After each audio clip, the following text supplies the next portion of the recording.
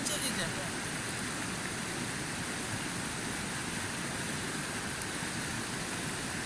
Günaydın Ali Baba. Günaydın. Nasıl geçti kampın? Süper.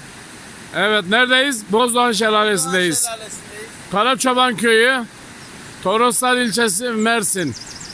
Mersin'e yaklaşık 35-40 kilometrede Toroslar'da harika bir şelale.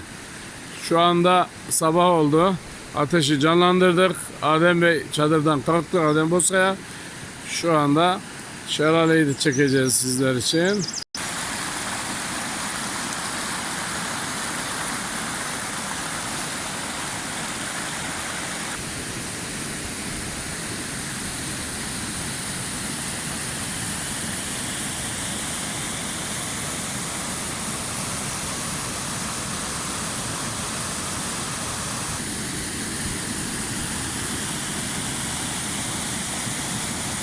Evet, Bozdoğan Şelalesi.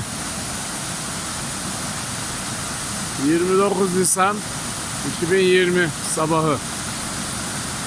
Kamptaki sabahımız.